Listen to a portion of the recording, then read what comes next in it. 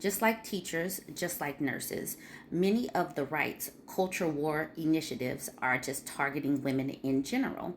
We are going to specifically talk about what is going on with librarians and who couldn't see this coming with all of the book bannings, anti CRT, and the way the right and these school board people are coming for teachers and librarians.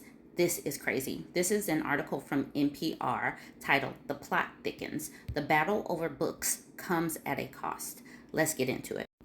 I know that there are male librarians, but let's be real, most librarians are women. So most of these issues are impacting women, just like there are male teachers, just like there are male nurses. The majority of these people being targeted are women.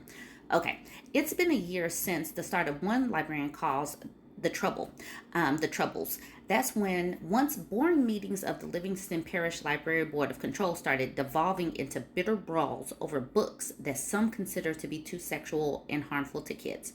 Meetings have been laced with insults, interruptions, and the kind of profanity that would get you kicked out of the library.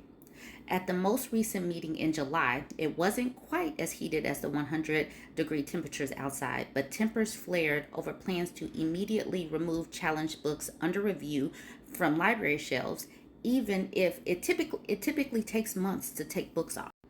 Board member Larry Davis likened it to removing a teacher accused of sexual harassment until an investigation is complete.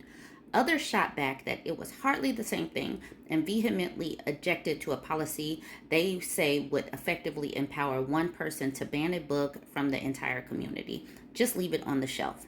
Tensions spilled over after that meeting when one board member confronted a conservative activist and implored him to stop insinuating online that she was a groomer. That is where these people are. I've heard of teachers being accused of being groomers. These people are actually able to just defame these people there with no evidence, and it's crazy. The activist snapped back that he never actually used the word groomer, but made clear that he sees her as fair game. You're a public person, so I'm going to talk about what I want to talk about.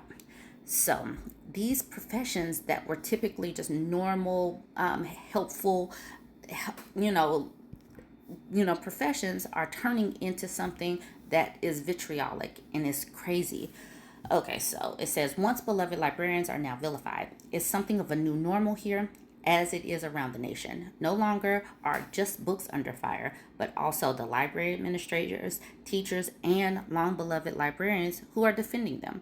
They're being shouted down by parents, these boards, politicians. It is crazy what people are going through. There is no reason that librarians should be fearing for their lives. This says they are being shouted down by parents, vilified on billboards, reported to the police, and trolled online, leaving many fearing for their safety. I had an actual death threat, says Livingston Parish School Librarian Amanda Jones, her voice breaking as she recalls one particular post. We know where you work, live, you have a large target on your back. Click, click, see you soon. What is this going to solve except more vitriol for the political discourse? Okay, so all of this started when Amanda Jones was pushing back against them trying to pull a book off of the shelf. She says that it's censorship and book policing. Without mentioning any specific book, Jones said that challenges often done with the best intentions tend to target Black and the LGBTQ communities. Removing or relocating these books would be extremely harmful to our most vulnerable, our children. Just because you don't want to read it or see it does not give you the right to deny it to others. This is what I don't like. Simply having a character in a book that happens to be gay or lesbian turns in their minds to something that is equated to corn. I've heard people talk about they're showing corn in the library, and that is simply not true. I was reading a book, Cinderella is Dead, a couple of weeks ago, and a person said that this book should be mandatory reading. I said they would never let this be mandatory reading because there's a couple of lesbians in the book and there's a gay person in the book, so they wouldn't be able to get to the storyline or get past that in the storyline if they actually managed to read the book. Okay, so let's get to this part. Amanda Jones says she was accused of advocating for teaching this, read that at the top, to 11-year-olds. There is absolutely no way a librarian is doing this. These people are just pushing these narratives and they're crazy. You guys can finish reading this page. I'm not going to do it for censorships and community violation guidelines. I will say towards the bottom, she says, I was hyperventilating. I didn't leave my room for days and I cried so much.